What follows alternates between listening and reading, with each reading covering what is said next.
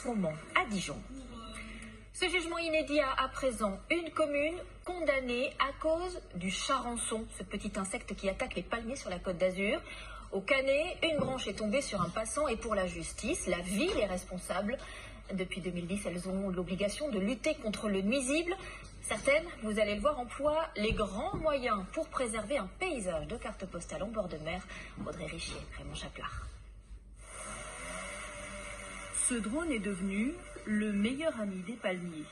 Depuis 2 ans, il pulvérise sur les plantes ce sable qui contient un champignon. Un cocktail destiné à lutter contre le charançon rouge qui s'attaque aux palmiers de la Côte d'Azur. Il faut en gros, après décollage, 40 secondes pour traiter un palmier. Si on utilise un camion nacelle, il faut 2 personnes et 7 à 8 minutes pour la mise en place. Donc en termes de gains, c'est énorme. Après une expérimentation sur 70 palmiers, Nice attend désormais l'autorisation de généraliser ce procédé. Car lutter contre le charançon coûte cher pour la ville, 300 000 € par an. Sur nos à peu près 6 000 palmiers, qu'on a perdu 14% de l'ensemble de nos palmiers, sachant que nous on a toujours replanté, donc ce qui fait qu'on a quand même la chance que ça ne se voie pas. Les palmiers ont été introduits au 19e siècle en Méditerranée et cette plante exotique est vite devenue incontournable aux yeux des touristes et des habitants. Depuis les temps anciens, on n'imagine pas la promenade des Anglais sans ces palmiers. Le soleil, la liberté, les vacances et le bien-être. Et ça contribue au mythe de la Côte d'Azur. Toutes les communes du bord de mer en ont planté. Elles cherchent aujourd'hui à les protéger. À Mandelieu, les palmiers ont été équipés de détecteurs sismiques.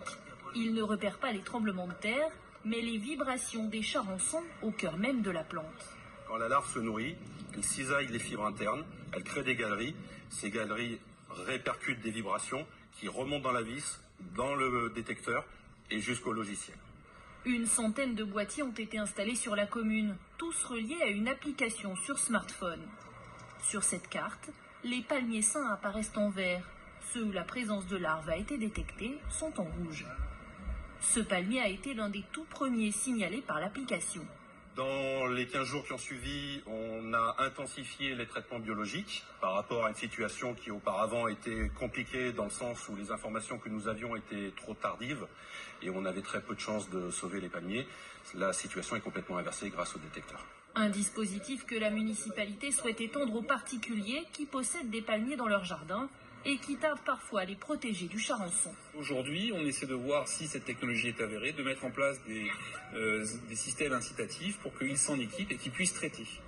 Traiter précocement et à moindre coût les palmiers, un combat collectif pour que l'un des symboles des vacances perdure sur la Côte d'Azur.